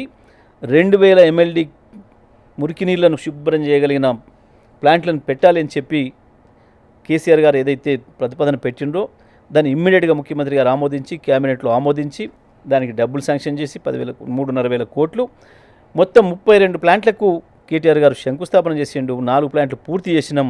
ఇవాళ శుద్ధి జరిగిన నీళ్ళు అందులోకి వస్తున్నాయి. మిగతా 28 కూడా సిద్ధంగా ఉన్నాయి. మిగతా చిన్న చిన్న పనులు పూర్తి చేస్తే ఈ పాటికే మూసి మురికి నీళ్ళ నుంచి బయటపడి కాస్త తేటుకున్న నీళ్ళు వచ్చేది. మిగతాది ఏదైతే ఉందో పక్కన గోడలు కట్టడం కానీ, యువతలకు అవతల బ్రిడ్జ్లు కట్టడం కానీ, పైన ఎక్స్ప్రెస్ హైవే కానీ వేసి మూసిని అద్భుతమైన ప్రాజెక్టుగా తీర్చిదిద్దడానికి 16,500 కోట్లను అనుమతులు ఇచ్చినాం. క్యాబినెట్లో పనులు ప్రారంభించినాం. ఇవన్నీ జరిగిన తర్వాత ఇవాళ వచ్చి దుర్మార్గంగా ఒక కుట్రకు తెరదీసి చంద్రబాబు నాయుడు నువ్వు కలిసి దీన్ని ఎట్లా ఏటీఎంగా మార్చుకోవాలి, ప్రజల సమస్యను వాళ్ళకు అనుకూలంగా డబ్బులు సంపాదించుకోవడానికి కావాల్సిన ఏటీఎంగా మార్చుకోవడం కొరకు పైన అధిష్టానము నువ్వు నీ నాయకుని బావ మీరంతా కలిసి ఒక కుట్ర చేసేసి దాన్ని వాడుకోవడం కొరకు ఒక దుర్మార్గమైన పద్ధతుల్లో ప్రణాళిక చేసి 15-20 వేల ఇండ్లు కూలగొట్టి దాని స్థానంలో రియల్ ఎస్టేట్ వాళ్ళని తీసుకొచ్చి నాశనం చేసే ప్రక్రియ మీరు కుట్ర చేస్తున్నారు. మూసిని ప్రక్షాళన ప్రారంభించింది మేము ఇవాళ ఛాలెంజ్ చేస్తున్నాం. అదే కేటీఆర్ గారి నాయకత్వంలో పురపాలక శాఖ మంత్రి వారు ఏదైతే ప్రారంభం చేసినరో అదే 16,500 కోట్లలో మేము పూర్తి చేస్తే మాకు ఏమని ఛాలెంజ్ చేసినాం. ఓకే, అదే 16,500 కోట్లలో కేవలం 2 సంవత్సరాల కాలంలో మూసిని అద్భుతంగా రెజ్యునేట్ చేస్తాం. ఎక్స్ప్రెస్ హైవే కూడా నిర్మాణం చేస్తాం. ఇటు అటు ప్రజలకు రాకపోకలు కావాల్సిన 15 బ్రిడ్జిలు కూడా నిర్మాణం చేస్తాం. వరద వస్తే కూడా ఇబ్బంది లేకుండా 2 వైపులా వాల్స్ కూడా నిర్మాణం చేసి హైదరాబాద్ ప్రజలకు రక్షణ కల్పిస్తాం. మేము చేస్తామని చెప్పి ఛాలెంజ్ చేసినాం. దానికి మాట్లాడలే ఎవడు కూడా. ఎందుకు రెస్పాండ్ గారు చెప్పిండు కేటీఆర్ నేను సిద్ధంగా ఉన్నా అని. ఎందుకు రెస్పాండ్ కావట్లేరు? చలో ఇవ్వు, నీకు దమ్ముంటే ఎందుకు మాట్లాడతలేవు? అసలు సమాధానం చెప్పలే దానికి. ఎందుకు చెప్పలేవు? నువ్వు ఎందుకు చెప్పావు? వాస్తవం ఉంది కాబట్టి మేము మాట్లాడిన దాంట్లో నిలబడే దమ్ము లేదు నీకు, ప్రజల ముందు చర్చకు వచ్చే దమ్ము లేదు. అది వాస్తవం. ట్రిపుల్ అలైన్మెంట్ని ఫిక్స్ చేసింది బీఆర్ఎస్ గవర్నమెంట్లో. అలైన్మెంట్ని మార్చకుండా దాని పనులు ఎంతో కొంత స్టార్ట్ అయింది బీఆర్ఎస్ గవర్నమెంట్లో. ఎందుకు ఇప్పుడు RRR చుట్టూ నల్గొండ జిల్లాలో ఈ ఆందోళనలు, ధర్నాలు, రైతుల్ని బీఆర్ఎస్ రెచ్చగొడుతోంది అని అధికార పక్షం చాలా స్పష్టంగా చెప్తుంది. ఎందుకు ఇప్పుడు అలైన్మెంట్ మార్చాలని డిమాండ్ తెరపైకి వచ్చింది? వాస్తవానికి ఒక కొద్ది ప్రాంతంలో ఉన్న ఆ రైతులు భువనగిరి పట్టణానికి సంబంధించిన ఇప్పుడు ఆ అలైన్మెంట్ జరిగిన నాటుకున్న పరిస్థితులు వేరు. ఇవాళ అవి ప్లాట్లు అయినాయి, పట్టణం అక్కడికి ఎక్స్టెండ్ అయింది. ఎందుకు జరిగింది అని అంటే మేము ఎప్పుడైతే కలెక్టరేట్ కట్టి అక్కడ యాదాద్రి డెవలప్ అయిందో ఆ ప్రాంతంలో కూడా ధరలు పెరిగినాయి. ఆ ప్రాంతం వరకు ఇప్పుడు పట్టణాలు ఎక్స్టెండ్ అయినాయి. ఇక్కడ చౌటుప్పల్లో కావచ్చు, ఇక్కడ కావచ్చు. వాళ్ళు కోల్పోతున్న వాళ్ళు ఏమైందంటే అప్పుడు కొద్దిమంది ఉండేది, ఇప్పుడు పెరిగిపోయినారు. ఎందుకంటే చిన్న చిన్న ప్లాట్లు కొనుక్కున్నారు వాళ్ళు. ఇవాళ నేను కొనుక్కున్న ఒక 200 గజాల ప్లాట్ కొనుక్కున్నా, ఇప్పుడు నాది పోతే నాకు అన్ని పైసలు రావు, నాకు ఇబ్బంది అవుతుంది, నేను నష్టపోతున్నా అనేది వాళ్ళలో భావన వచ్చింది. దాని కొరకు వాళ్ళు కొట్లాడుతున్నారు. ఇవాళ ప్రభుత్వం మార్చుకోవచ్చు. ఇప్పుడు మేము చేసిన అన్ని ఉన్నదంటే ఏం చేస్తలేరు కదా, మేము మార్చేస్తున్నాం అని చెప్పేసి బంద్ చేస్తున్నారు కదా. ఇవాళ అలైన్మెంట్ మార్చుకోవచ్చు, అవతలు తీసుకుపోవచ్చు. ఇంకో 3 కిలోమీటర్ల 4 కిలోమీటర్లు అవతలు తీసుకపోతే ఇంకో 100-200 కోట్లు 500 కోట్లు ఎక్కువ అయితే ఉండొచ్చేమో పైనుంచి వెళ్ళిపోతే. కానీ ఇక్కడ రైతులు మేము ఇప్పుడు నష్టపోతున్నాం, మేము ఈ రకంగా మేము ప్లాట్ల ఓనర్లమైనాం, చిన్న చిన్న ప్లాట్లు ఉన్నాయి మాకు అని చెప్పి అడుగుతున్నారు. ఓకే. అడిగినప్పుడు ప్రభుత్వం చేతిలో ఉంటుంది, మార్చేయచ్చు, పెద్ద ఇష్యూ ఏముంది, దానికి పెద్ద సమస్య కాదు అలైన్మెంట్ మార్చడం అనేది. ఎందుకంటే వీళ్ళిద్దరు ఒకటే కదా, కేంద్ర ప్రభుత్వం అనుమతి కావాలి దానికి. ఓకే, బడే బాయ్ చోటే బాయ్ ఇద్దరు ఒకటేనా? ఒక మాట అడిగితే చోటే బాయ్ అడిగితే వెంటనే చేసేస్తాడు బడే బాయ్. ఎందుకు మొదటి నుంచి చూస్తాను ఈ ఇంటర్వ్యూ మొత్తంలో బడే బాయ్ చోటే బాయ్ అంటే రేవంత్ రెడ్డి బీజేపీకి దగ్గరగా ఉండాలనుకుంటున్నారా, లేకపోతే మోదీ చెప్పినట్టు రేవంత్ రెడ్డి పనిచేస్తారు, రాహుల్ చెప్పినట్టు పనిచేస్తారు అనుకుంటారు? ఎట్టి పరిస్థితుల్లో ఆయన రాహుల్ మనిషి కాడు, కాంగ్రెస్లో ఉన్న బీజేపీ మనిషి, మోడీ మనిషి. వాస్తవానికి ఇక్కడ ఉన్న కాంగ్రెస్ బీజేపీలు మోడీకి ఏ టీం బీ టీం అంతే తప్ప ఇంకోటి కాదు. It's very clear. అనేక విషయాల్లో చూస్తున్నాం మనం, అనేక విషయాలలో. ఓకే. రాహుల్ గాంధీ చెప్పిన చాలా సందర్భాల్లో పాటించడం లేదైనా, మోడీ చెప్పినే పాటిస్తున్నాడు. అదాని రాహుల్ శత్రువు, మోడీకి మిత్రుడు, రేవంత్ రెడ్డికి మిత్రుడు. ఓకే. వాస్తవానికి రాహుల్కి శత్రువైనడు రేవంత్కి ఎట్లా మిత్రుడు అవుతాడు? కాకూడదు కదా, స్పష్టం కనబడుతుంది. బడే బాయ్ చెప్పిండు కాబట్టి చోటే బాయ్ అమలు చేస్తున్నాడు. దాని దాపరికం ఏముంది? ఇవాళ సింపుల్ చెప్తా ఇంకో మాట కూడా. మేము లోన్స్ తీసుకొచ్చినప్పుడు కార్పొరేషన్ లోన్స్ ఏవి కూడా ఎఫ్ఆర్బిఎం పరిధిలోకి రావు. ఓకే. కానీ మేము పవర్ ఫైనాన్స్ కార్పొరేషన్ నుంచి తీసుకొచ్చిన యాదాద్రి పవర్ ప్లాంట్కి తెచ్చిన వాటిని కూడా ఎఫ్ఆర్బిఎం పరిమితిలోకి తేవాలి మీరు, అట్లయితేనే ఇవాళ అమౌంట్ రిలీజ్ చేస్తారు, లేకపోతే చేయని అని చెప్పి దాని మీద కూడా ప్రెజర్ పెట్టేసి ఆపేసింది కేంద్ర ప్రభుత్వం. కానీ ఇవాళ ఎఫ్ఆర్బిఎం పరిధి అయిపోయిన తర్వాత కూడా ఇవాళ 220,000 కోట్ల రూపాయలు రిలీజ్ అయిపోతుంది కేంద్రం రాష్ట్ర ప్రభుత్వానికి అప్పు తెచ్చుకోవడానికి అవకాశం ఇచ్చింది. ఏమనాలి దీన్ని మరి? బడే బాయ్ చోటే బాయ్ కానీ అనుబంధం తప్ప ఇంకేముంది? మీరు అంటున్న చోటే బాయ్ చాలాసార్లు చెప్తున్నారు, బీఆర్ఎస్ బీజేపీకి బీ టీం కానీ రేవంత్ రెడ్డి ఎప్పుడు కాదు అని చెప్పేసి. బీజేపీ చెప్పినట్టు బీఆర్ఎస్ నాయకుల మీద కేసులు పెట్టిందా, కేంద్రం జైలు పెట్టిందా, రేవంత్ రెడ్డిని పెడుతుందా? సింపుల్ లెక్క. ఈడీ ఎవరి చేతిలో ఉంది, ఈడీ ఎవరి మీదకి వస్తుంది, ఈడీ ఎవరికి నోటీసులు ఇస్తుంది? అంటే రేవంత్ రెడ్డి చెప్పడం వల్లనే సింపుల్ అంతే. రేవంత్ రెడ్డి కావాల్సిన పద్ధతిలో పనిచేస్తుంది ఈడీ. ఈ రాష్ట్రం, ఈ దేశంలో ఈడీ కేవలం మోడీ చెప్తేనే వింటుందనే సంగతి ప్రతి ఒక్కరు తెలుసు కదా. ఆ తర్వాత ఒక రేవంత్ రెడ్డి చెప్తేనే వింటుంది, కనబడుతుంది. రెండు కనబడుతున్నాయి. కేటీఆర్ విషయంలో కూడా 100% కదా, కవిత విషయంలో కావచ్చు, కేటీఆర్ విషయంలో కావచ్చు, స్పష్టంగా కనబడుతుంది. కానీ మీ జిల్లా మంత్రి అంటున్నారు కేటీఆర్ తర్వాత మా జిల్లా మాజీ మంత్రి పోతారు లోపలికి. ఇప్పుడు ఆయన మరి ఏం స్పృహలు ఉండి మాట్లాడండో మరి. మీరు మైక్ పెట్టడంతో పాటు ఇంకోటి కూడా పెట్టేసేయాలి ఆయన్ని. ఆయనతో మాట్లాడేసేటప్పుడు ఎప్పుడు కూడా మైక్ ముందర పెడతారు కదా, అప్పుడు ఇంకోటి కూడా ఉంటుంది. అదేంది ఇప్పుడు సాయంత్రం పూట చేసిన చూడ్రి డ్రంక్ అండ్ డ్రైవ్ టెస్ట్ చేస్తానికి దాన్ని ఏమంటారో ఆ పరికరం కూడా పెట్టుకుంటే ఆయన స్టేట్ ఆఫ్ మైండ్ ఏదో తెలుస్తుంది. అప్పుడు మాట్లాడితే నేను సమాధానం చెప్పొచ్చు. ఎప్పుడు కూడా స్పృహలు కూడా మాట్లాడుతున్నాడు, ఆయనకి ఏం చెప్పాలి నేను? ఎప్పుడు మీరు ముఖ్యమంత్రి రేవంత్ రెడ్డి కోరిక నెరవేర్చబోతుంది బీఆర్ఎస్ పార్టీ, మీరు మీ బీఆర్ఎస్ పార్టీ ఎప్పుడు మాజీ ముఖ్యమంత్రి లేకపోతే ప్రతిపక్ష నేత కేసీఆర్ గారు అసెంబ్లీలో అడుగు పెడతారు? కేసీఆర్ అసెంబ్లీకి వచ్చిపోయిండు, వస్తూనే ఉంటాడు. కేసీఆర్ పదిలో మేము ఎప్పుడు ఉంటూనే ఉన్నాం. ఆడ కేసీఆర్ రావాలని ఆయన కానీ రేవంత్ రెడ్డి పదే పదే వస్తే భయపడేది ఆయన, మేమేం కాదు. కేసీఆర్ రావాలని ఆయన కోరుకుందని మీరు అనుకుంటున్నారేమో. ఆయనది ఎప్పుడు కూడా మోడీ గారు చంద్రబాబు మాట్లాడినట్టే ఉంటుంది. రేవంత్ రెడ్డి మాట్లాడేది ఏది నిజం కాదు, బయట మాట్లాడేది ఒకటి, లోపల ఉండేది ఒకటి. కేసీఆర్ ఎప్పుడు ఎక్కడికి రావాలి, ఎట్లా రావాలో కేసీఆర్కి తెలిసినంతగా ఎవరికి తెలియదు ఈ ప్రపంచంలో. అవతలోడు కోరుకున్నట్టు చేయడానికి మేము అమాయకంగా ఉంటామా? ఎప్పుడు ఏం చేయాలో కేసీఆర్కే బాగా తెలుస్తుంది అందరికంటే. అట్లే చేస్తాడు. కేసీఆర్ లేడని, కేసీఆర్ ఇంకోటని కేసీఆర్ అయిపోయిందని మాట్లాడుతున్నాడు కదా ఇదే రేవంత్ రెడ్డి. అసలు లేని వాళ్ళ గురించి ఎవరైనా మాట్లాడతారా తిరుమల? లేని మనిషి గురించి వెళ్ళి ఎవరైనా మాట్లాడతారా అసలు? రేవంత్ రెడ్డి భయపడి రావట్లేదేమో కేసీఆర్ అసెంబ్లీ. మరి భయపడి రాని గురించి వెళ్ళి ఎందుకు అడుగుతున్నాడు? ఊకే నీ మీదకి వచ్చిన గురించి మాట్లాడాలి కదా.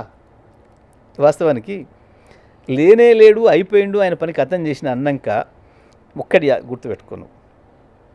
14 నెలల కాలంలో రేవంత్ రెడ్డి మాట్లాడిన ప్రతి ఉపన్యాసాన్ని ఒకసారి విను.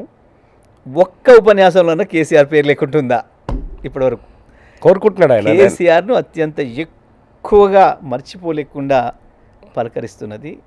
పలవరిస్తున్నది రేవంత్ అంటే కేసీఆర్ ఎంతగా ఆయన గుండెల్లో నిద్రపోతున్నాడో అర్థమవుతుంది. కేసీఆర్ అందరి గుండెల్లో ఉంటాడు. ఇష్టపడే వాళ్ళ గుండెల్లో హ్యాపీగా నిద్రపోయేటట్టుగా ఉంటాడు.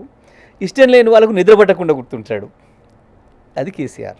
కాబట్టి కేసీఆర్ లేడని అనుకోవద్దు. కేసీఆర్ ఎప్పుడు ఉన్నాడు, ఎప్పుడు ఉంటున్నాడు. సార్ ప్రభుత్వానికి కేసీఆర్ భయపడుతున్నాడు అనుకోవచ్చా? కేసీఆర్ ఈ ప్రభుత్వం అనేది ప్రభుత్వం, ఇది చూసి నవ్వుకోవడం తప్ప దాన్ని విమర్శించాలంటే కూడా పాపం ఆయనకు మనసు నోటు వస్తలేదు. ఈ చిన్న ప్రభుత్వం, ఈ చిట్టినాయుడు ప్రభుత్వం, నేను ఏమని విమర్శ పెట్టాలి? టైం ఉంది. In front of crocodile festival అంటారు. డెఫినెట్గా. అది ప్రజలే చేస్తున్నారు ఇప్పుడు ఆల్రెడీ. దేశంలో మీరు మొదటి నుంచి చూస్తున్నాను అపరిపక్వత అని మాట్లాడుతూ వస్తారు. కానీ అపరిపక్వత ఉన్న ఆ ముఖ్యమంత్రి ఇవాళ దావోస్కి వెళ్ళి 1,78,000 కోట్ల రూపాయలు పెట్టుబడులు తీసుకొచ్చారు. గతంతో బీఆర్ఎస్తో పోస్తే ఏం తక్కువ ఉంది ఇందులో? అంటే మీకంటే ఏం తక్కువ ఉంది? వల్ల నాకు నవ్వు వస్తుంది, ఎందుకంటే ఈ ముచ్చట అనగానే ఏమన్నా అది అక్కడ జరుగుతుంటే అక్కడ కూర్చొని ఉన్నాం కొంతమంది. కూర్చున్న దాంట్లో ఒక ఆయన ఏమన్నాడంటే, అన్న ఇది నాకు డెస్టినేషన్ మ్యారేజ్ లాగా కనబడుతుంది అన్నాడు. ఈ మధ్యకాలంలో డెస్టినేషన్ మ్యారేజ్ అని చేసుకుంటున్నారు. ఈ ఊరు అమ్మాయి ఈ ఊరు అబ్బాయి, కానీ అక్కడక్కడ పోయి అక్కడ ఏంది అది దాని పేరు బాలి అని, లేకపోతే ఇటలీలో ఇంకో ద్వీపం అని, ఇంకా అక్కడెక్కడో ద్వీపం అని, ఐర్లాండ్ అని, టర్కీ అని ఎక్కడెక్కడ పోయి చేసుకుంటున్నారు ఇక్కడ పిల్లలే.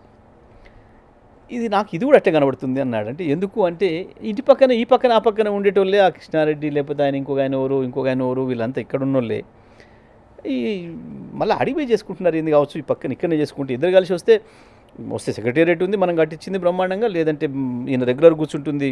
సెక్రటేరియట్ కంటే ఇంకా ఎత్తు నుంచి చూడాలి, నేను చాలా పైన కూర్చున్నానే భావన ఉండాలి కాబట్టి పోయి ఆ పోలీసుల పనిచేయగొట్టి ఆ టవర్ ఉంది కదా దాంట్లో కూర్చుంటున్నాడు, కమాండ్ కంట్రోల్ టవర్లో కూర్చుంటున్నాడు కదా, అక్కడన్నా చేసుకోవచ్చు. మరి వాళ్ళ ఇంటికాడ చేసుకుంటే బాగుండేదేం కానీ మరి ఇంత దగ్గర పెట్టుకొని ఆడికి ఎందుకు పోతున్నాడు, ఈ రోజు కలిస్తూనే ఉంటారు వాళ్ళు, మరి అక్కడికి ఎందుకు పోయి చేసుకుంటున్నట్టు అని ఒక ఆయన అన్నాడు. అనగానే ఇంకొక ఆయన ఉన్నాడు తెలుసా, అరే నాయన కొత్త పిల్లలు డెస్టినేషన్ చేసుకుంటే సంతోషం, సరే పాపం ఉత్సాహం ఉంది, ఇన్ని పైసలు ఉన్న వాళ్ళు పోయి చేసుకుంటారు, కానీ ఇది వృద్ధ దంపతులు డెస్టినేషన్ మ్యారేజ్ చేసుకున్నట్టుందిరా అని ఇంకొక ఆయన అన్నాడు. అదేంది అని ఇంకొక అన్నాడు. ఇది ఇంతకుముందు ఆల్రెడీ చేసినాయే కేటీఆర్ గారి పీరియడ్లో జరిగిన అగ్రిమెంట్లే మొత్తం.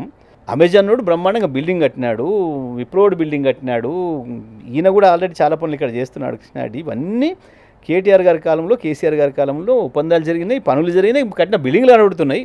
అంటే సంసారం చేసి పిల్లలై ఉన్న ముసలోళ్ళే పోయి మళ్ళీ డెస్టినేషన్ మ్యారేజ్ మళ్ళీ చేసుకున్నట్టు కనబడుతుంది నాకు అని ఇంకొక ఆయన అన్నాడు.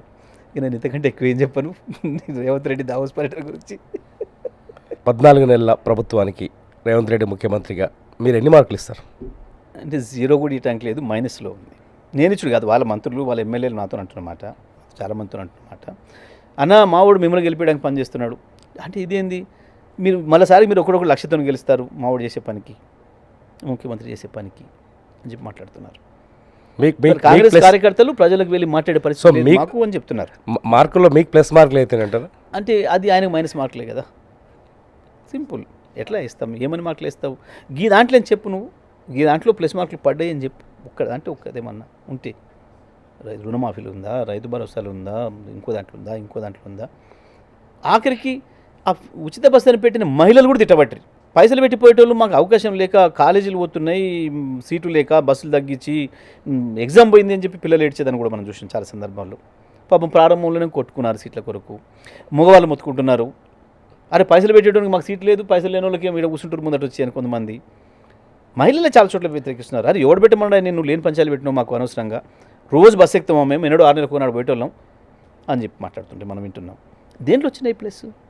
హైడ్రాలో ప్లస్ వచ్చిందా, మూసిలో ప్లస్ వచ్చిందా, లగచర్లలో ప్లస్ వచ్చిందా, ఉచిత బస్సులో ప్లస్ వచ్చిందా, ఆటో కార్మికులతో ప్లస్ వచ్చిందా, ఉద్యోగాల విషయంలో ప్లస్ వచ్చిందా? ఏముంటుంది ఉద్యోగాలు? 2 లక్షల ఉద్యోగాలు ఏడాదిలని చెప్తివి, ఒక్క ఉద్యోగం ఇవ్వద్దు, మేము ఇచ్చిన 50,000 సర్టిఫికెట్లు ఇచ్చినావు, తెలియదా ప్రజలకి? ఇప్పుడు నేను మాట్లాడితే ఎట్లుంటుందంటే, పల్లెటూరు, నేను కొంచెం ఎక్కువ ఊళ్ళలో ఉంటాయి కాబట్టి నాకు గ్రామీణ రైతుల భాష, గ్రామీణ ప్రజల భాష నాకు బాగా, వాళ్ళ సామెతలు, మీ భాష చాలా స్ట్రాంగ్గా ఉంది అంటున్నారు. మరి వాళ్ళు మాట్లాడేది నాకు వస్తుంటుంది సహజంగా. వాళ్ళు చెప్పే ఉదాహరణలు చెప్తే, ఇప్పుడు నేను చెప్పినవి కూడా ఎవరు మాట్లాడుతుంటే విని చెప్పిన నా సొంత కవిత్వాలు కావు, నేనేం కవిని కాను. వాళ్ళన్న మాట ఈ ఉద్యోగాలు అప్పుడే ఇచ్చిన అంటే, అరే వీడు నోటిఫికేషన్ లేదు, ఇంటర్వ్యూ లేవు, ఏది లేదు, అప్పుడే నేను ఇచ్చినానంటే ఎట్లా ఇది అని మాట్లాడుకుంటుంటే ఒక ఆయన అన్నాడు, ఏ గమ్మత్ చెప్తారు మీరు, పెళ్ళైన నెలకే పిల్లలు అయితే అరేవడనా అన్నాడు ఆయన.